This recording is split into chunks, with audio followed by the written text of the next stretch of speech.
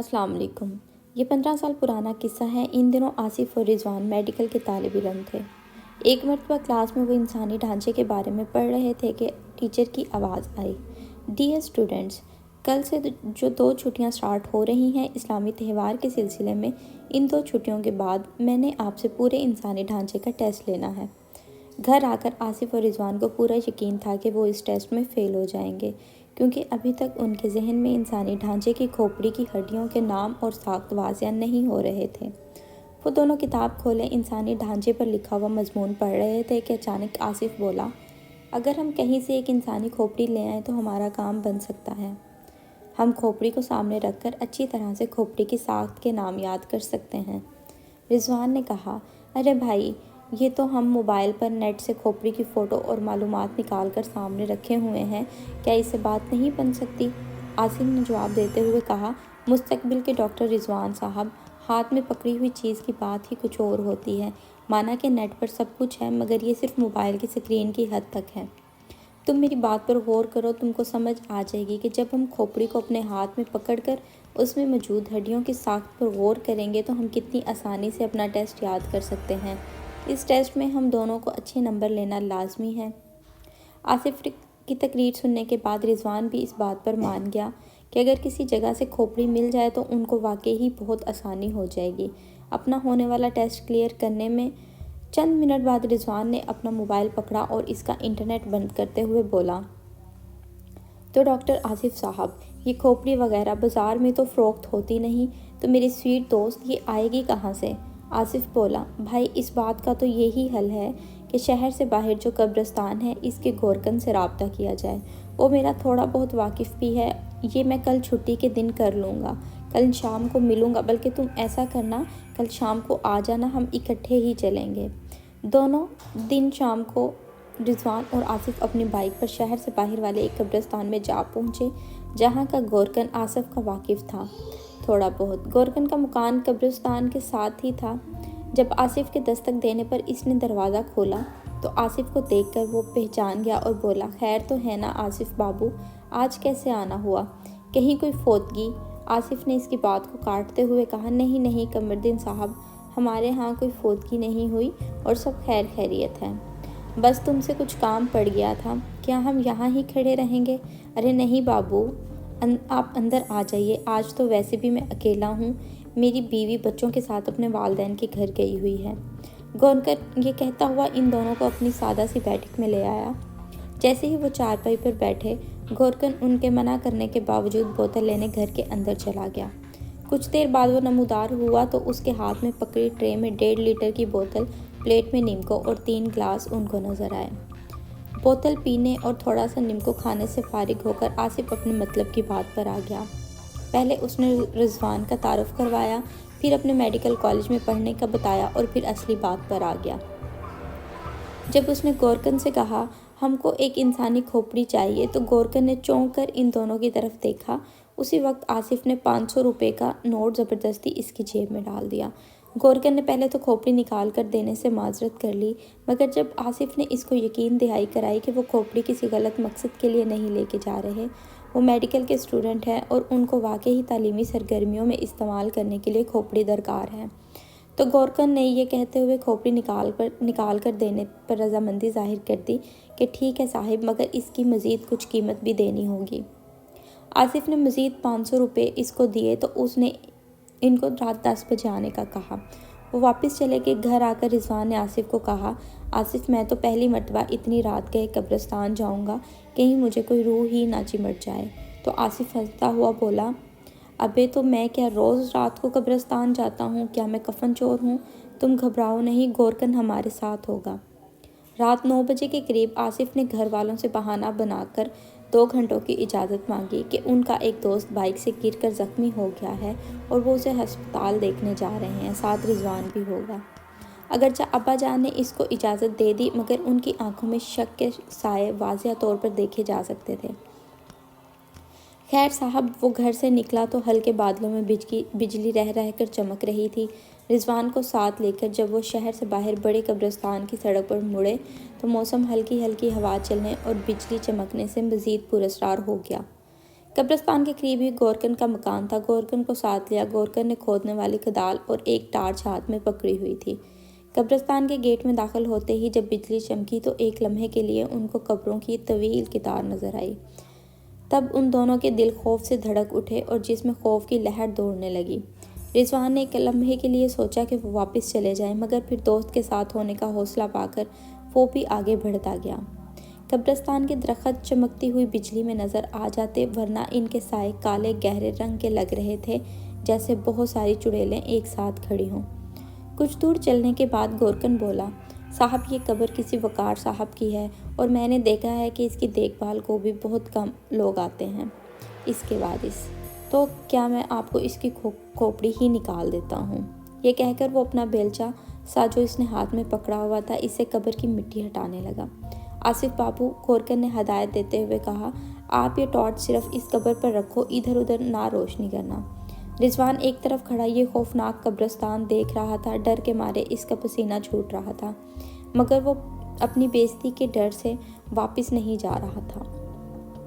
تھوڑی دیر میں گورکن نے مٹی ہٹا دی، پتھر کی سیل اس نے ذرا سی کھسکا کر ہٹائی اور پھر چند ہی منٹوں میں قبر اوپن ہو چکی تھی۔ اب تو ٹارچ پکڑے آصف کا دل بھی نامعلوم خوف سے گھبرا اٹھا۔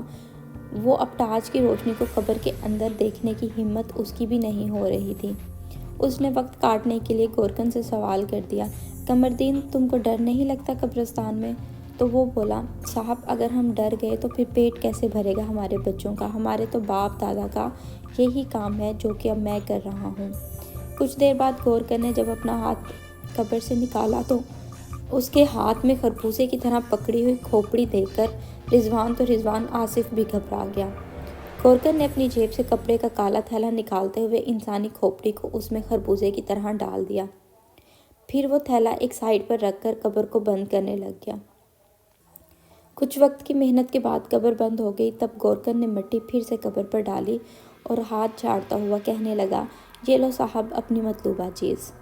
آصف اب اس تھیلے کو ہاتھ میں پکڑتے ہوئے بھی گھبرا رہا تھا، مگر حوصلہ کر کے اس نے تھیلا جیسے ہی پکڑا تو اس کو لگا جیسے اس نے اپنی زندہ سلامت کھوپڑی جو اس کے کندھوں کے اوپر تھی وہ پکڑ لی ہے۔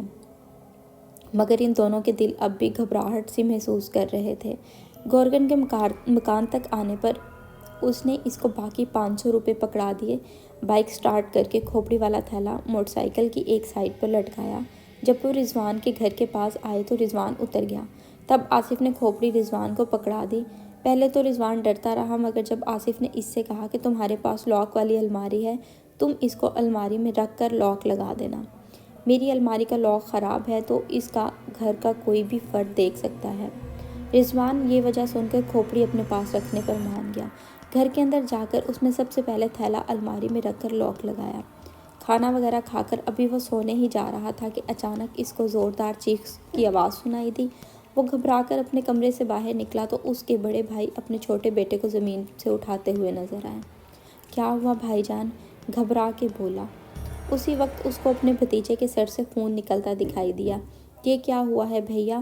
وہ چلایا۔ جلدی ہی اسے معلوم ہو گیا کہ اس کا بھتیجا صحن کے برآمدے میں داخل ہو رہا تھا کہ اس کے سر پر چھت سے سیمنٹ کا درمیانی ٹکڑا آٹ گرا ہے، جس کی وجہ سے اس کے سر پر چوٹ آئی ہے۔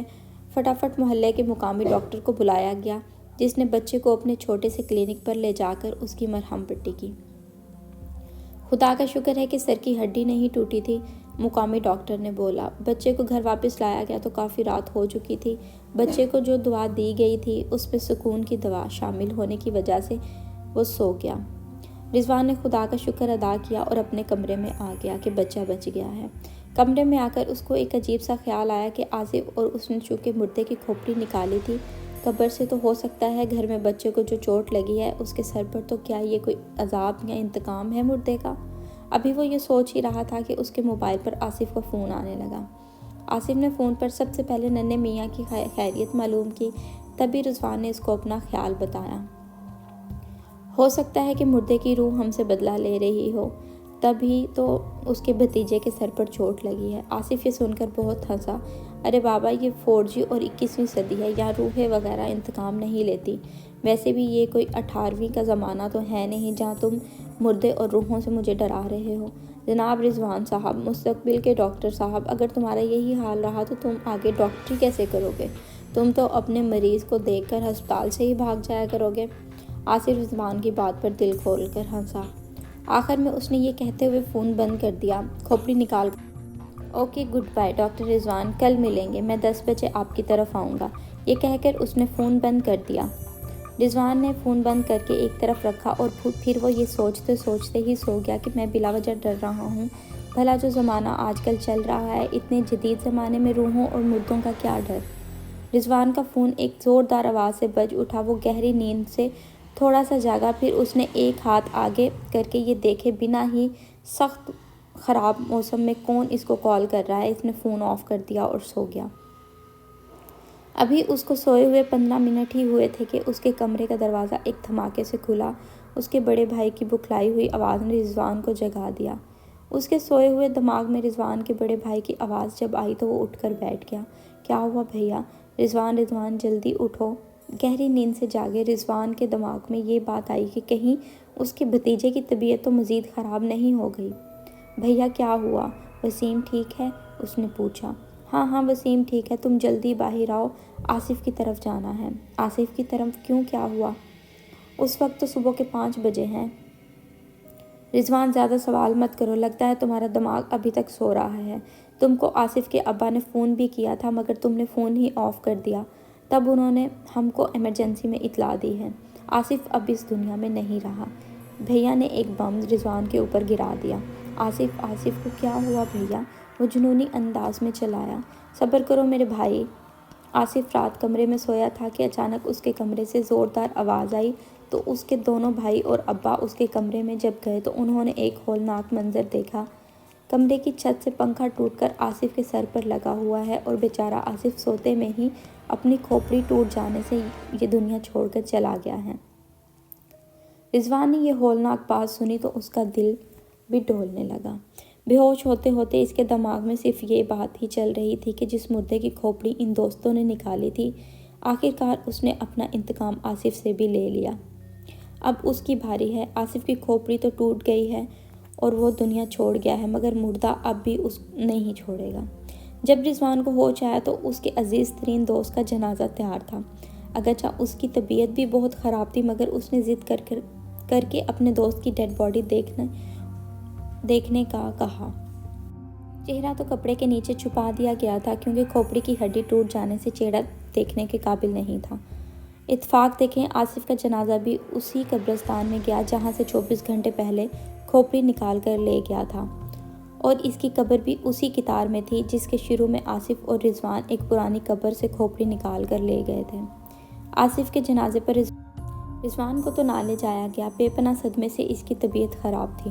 آصف کی المناک موت لوگوں کے لیے تو پنکھا گرنے سے ہوئی تھی مگر صدمے میں گمسم رضوان اچھی طرح جانتا تھا کہ یہ پنکھا بھی مردے کے انتقام کی وجہ سے گرا تھا، اور گرا بھی ٹھیک اسی جگہ تھا یعنی کھوپڑی پر۔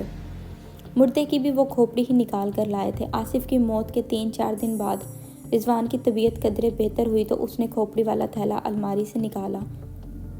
تب اچانک اسے محسوس ہوا کہ کھوپڑی کی آنکھوں کی جگہ سے روشنی سی نکل رہی ہے۔ اس نے باہر آ کر بائک سٹارٹ کی، گھر والوں سے بہانہ بنا کر قبرستان والی سڑک کی جانب آ گیا۔ قبرستان میں آ کر اس نے جب گورکن کو تلاش کیا تو معلوم ہوا وہ قبرستان کے جنوبی کونے میں کام کر رہا ہے۔ رضوان کا یہ پروگرام تھا کہ آج وہ کھوپڑی دے جائے گا اور 3-4 دن تک آ کر آصف کی قبر پر بیٹھ کر کافی دیر قرآن پاک پڑھے گا۔ گورکن جیسے ہی اس کو ملا، پہلے تو اس نے آصف کی المناک موت پر بے پناہ افسوس کا اظہار کیا، پھر جب رضوان نے اس کو کھوپڑی رات کو قبر کھود کر رکھنے کے لیے کہا تو وہ حیران ہوا۔ اس نے پوچھا، یہ تو آپ کو میڈیکل کے کاموں میں چاہیے تھی، اب کیوں واپس رکھنی ہے؟ رضوان نے بہانہ بناتے ہوئے کہا کہ اس کو اب کالج والوں نے اپنے پاس سے انسانی ڈھانچے کے حصے دے دیے ہیں تو اب یہ اس کو درکار نہیں۔ یہ جھوٹ بولتے ہوئے اس کو آصف یاد آیا کہ اس منحوس کھوپڑی نے اپنا انتقام لیتے ہوئے اسی کو بھی اس قبرستان میں پہنچا دیا ہے جہاں سے وہ چند دن پہلے اپنے قدموں پر چل کر ہنستا مسکراتا کھوپڑی لے کر واپس گیا تھا۔ صاحب گورکن کی آواز سے وہ دنیا میں واپس آیا۔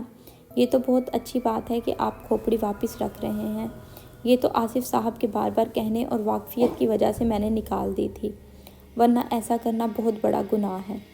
मुर्दा भी बेचैन हो जाता है। ठीक है कमरदीन, तुम ये खोपड़ी वाला थैला और ये रखो 500 रुपये। तुम आज ही कब्र को खोद कर इसको अंदर रख देना और मेरे नंबर पर इसको मुर्दे के पास रख कर एक तस्वीर बनाकर मुझे अरसाल कर देना ताकि मुझे इत्मीनान हो जाए। ओके साहब। गोरखन ने थैला और 500 रुपये पकड़े और उनको अपनी बैठक की अलमारी में रखने चल पड़ा। इधर रिजवान कब्रिस्तान के मेन गेट पर खड़ी अपनी बाइक को स्टार्ट करके जब वापस मुड़ने लगा तो उसे एक कब्र का कुतबा नज़र आया, जिसको देखकर उसके दिल की धड़कन बंद हो गई। बिल्कुल नई नई कब्र पर लिखे कुतबे पर लिखा था, आसिफ अजहर वल्द अजहर शेख, तारीख वफ़ात 28 जुलाई। ये ताज़ा कब्र खोपड़ी के इंतकाम का सबूत थी। उम्मीद करती हूँ आपको आज की वीडियो बहुत पसंद आई होगी। अगर अच्छी लगी है तो मेरे चैनल को प्लीज़ सब्सक्राइब करें।